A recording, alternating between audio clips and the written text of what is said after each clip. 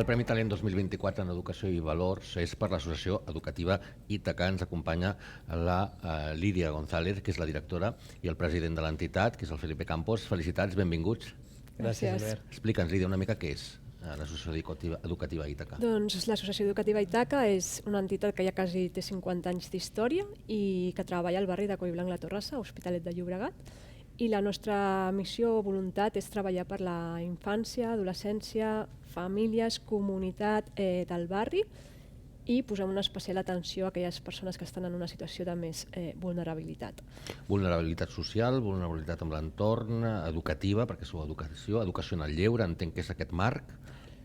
Sí, jo crec que Albert, tal com comenta la directora, és a dir, pràcticament 50 anys de compromís i de que la nostra història estigui íntimament lligada al desenvolupament d'un barri que té grans oportunitats, però que alhora, doncs, per les pròpies característiques, té dificultats i té aquestes vulnerabilitats que comenta la Lídia. No?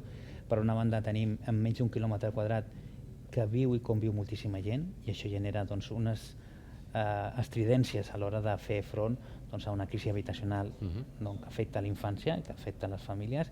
Per altra banda, tenim una situació d'atur juvenil molt gran, tenim una realitat infantil i juvenil en l'àmbit escolar també doncs, que denota que calen recursos i aquí és on Ítaca juga un paper fonamental de dinamitzador d'aquestes vulnerabilitats però també de solucions. No? Per tant, davant dels reptes que es planteja en pràcticament 50 anys, tenim una institució que ha sabut adaptar-se a les necessitats dels temps. No? I ho fa gràcies a un equip de professionals preparats, a més amb una trajectòria brillant, és a dir, la Lídia porta més de 20 anys treballant perquè passin coses. No? I ja no solament això, sinó que ara mateix hi ha un equip de persones, de més de 70 persones, que propicien que el barri sigui diferent. Dieu, perquè passin coses. Què ha de passar per anar en contra d'aquestes vulnerabilitats, per oferir oportunitats, per millorar la cohesió social? Què fem? Què feu des d'Ítaca? Nosaltres comencem a treballar des d'abans de néixer inclús. Tenim un projecte que es diu AMAN, que acompanya a mares embarassades, on el que fem és acompanyar-les en tots aquells dubtes, neguits que tinguin en aquesta etapa tan important, però també i sobretot treballem el tema de relacionar-se entre elles i de que creïn una xarxa de suport, que és una mica el tema transversal en tots els projectes que tenim, no? El tema de la xarxa, perquè com deia el Felipe, tenim un barri amb molta densitat de població que es construeix fa 20 anys amb l'arribada de població migrada de la resta del món. I aquesta població arribava sense xarxa de suport al nostre barri, no? Llavors, crear xarxa de suport és un dels nostres temes transversals. Comencem això des d'abans de néixer, seguim amb un projecte que és de 0 a 3 anys, que és l'espai familiar, que també intentem acompanyar en la criança, però amb la persona referent adult que ella és present en la sessió, i també acompanyar-les en tots els neguits que puguin sorgir en aquesta etapa tan vital també de la infància, per després poder generar espais més participatius o més sentiment de pertinença al territori on estan. Després també tenim tota la part de projectes d'infància per les tardes. Anem a recollir 350 infants cada dia a 7 escoles diferents del barri. Els anem a recollir, ens despleguem amb tot l'equip educatiu i els portem cap a les nostres instal·lacions. I aquí una mica és garantir un espai segur, amb referents adults segurs, que puguin proporcionar-los tant una part de lleure, com parlàvem abans, però també aquesta part més social d'acompanyament a les famílies, més de reforç educatiu, d'estar connectats amb el barri, sortim a fer activitats a les biblioteques, als parcs, perquè coneguin tot l'entorn. Després seguim amb tota l'etapa de la joventut, que és aquest col·lectiu actualment amb una situació de vulnerabilitat molt elevat, amb totes les problemàtiques relacionades amb la salut mental, i tenim diferents projectes relacionats amb els joves. Un és el Casal de Joves, que és els joves de l'ESO, que també de dilluns a divendres tenen aquest espai on poder acudir, on poder tindre un espai de fer reforç escolar, el que dèiem abans. Tota la situació d'habitatge fa que molts joves no tinguin un espai on poder fer deures, on poder tindre una intimitat per poder estudiar i estar una mica igual que els seus companys al ritme que toca, i intenta també proporcionar aquest espai.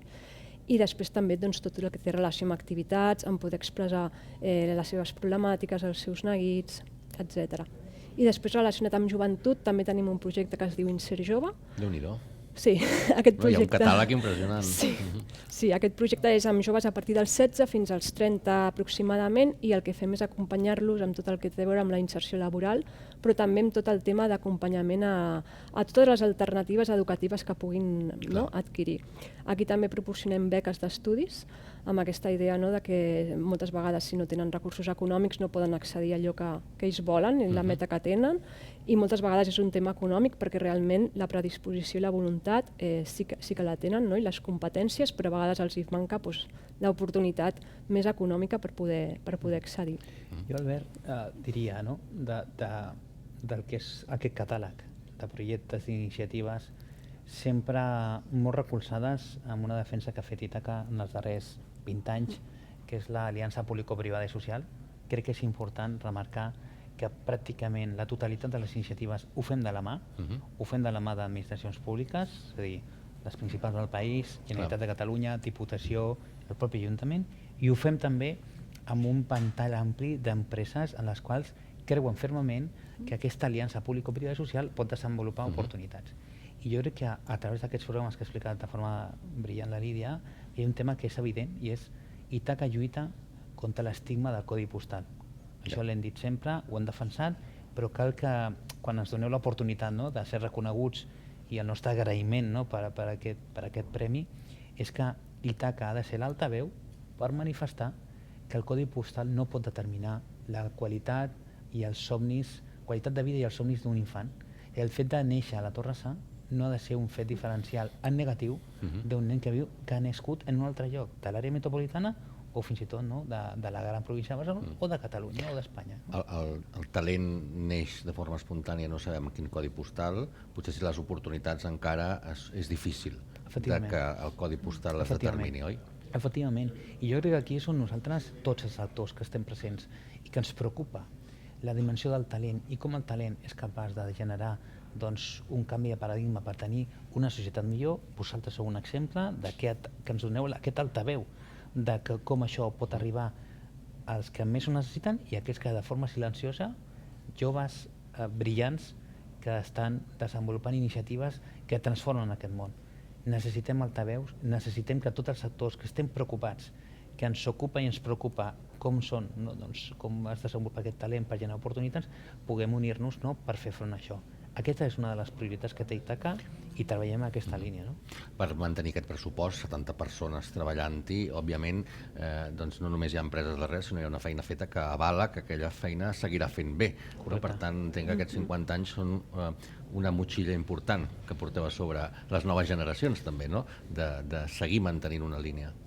Sí, jo crec que, mira, aquí podem dir, i la Lídia és un exemple, la Lídia arriba amb una formació en treball social, amb un expertís en la intervenció, però amb unes ganes a l'hora de canviar la manera de dirigir una institució. Van començar a treballar plegats en diferents posicions fa 20 anys aproximadament i hem pogut veure l'evolució d'una institució que ja no solament per allò que fa, sinó com ho fa. És a dir, som de les poques institucions, Albert, que és declarada d'utilitat pública, això no solament per uns avantatges fiscals, sinó també a l'hora de reconèixer l'excel·lència en la manera de fer les coses. Tenim 70 treballadors, però és que a l'estiu tripliquem pràcticament perquè desenvolupem una atenció integral per més de 1.000 participants en diferents programes. És a dir, per una banda, el que entenem que ja no és així, per com ha canviat, la Lídia ho pot explicar ara de forma més concreta, el casal d'estiu, també desenvolupem en les escoles públiques, en els patis de les escoles públiques de tota la ciutat, una intervenció socioeducativa adequada a la realitat que tenim infantil i juvenil. Per tant, una entitat que si aquesta conversa l'haguessin tingut, Albert, fa 20 anys, doncs et diríem que érem una entitat de lleure, de joves compromesos, que des del voluntariat volien incidir en la societat. Nosaltres, pràcticament 23 anys després, podem dir que el mateix esperit es manté, són un equip de persones compromeses, però que té un pressupost que pràcticament supera els 2 milions d'euros, que tenim les certificacions pertinents, ja no solament les ISOs pertinents, que les tenim, sinó també unes certificacions i un reconeixement, que cal dir-ho, el d'avui passa a ser un dels més importants que tenim, però que ens ajuden, torno a dir, a visibilitzar que hi ha molta gent que està treballant en aquest país perquè les coses siguin diferents. L'única cosa que necessitem és un escenari en el qual tots ens comprometem a que passi. No? Un projecte que coneixem bé, el dels patis oberts també, i que manifesta una realitat del país difícil, però que va canviant també gràcies a gent com vosaltres, a l'associació educativa, no sé si dieu Ítaca o Itaca? Itaca, sí. Itaca, molt bé. Moltes felicitats per aquest premi, suposo, com deies, doncs, un reconeixement més per la feina feta i que sigui per 50 anys més. Moltes gràcies. Gràcies, Albert. Merci. Gràcies.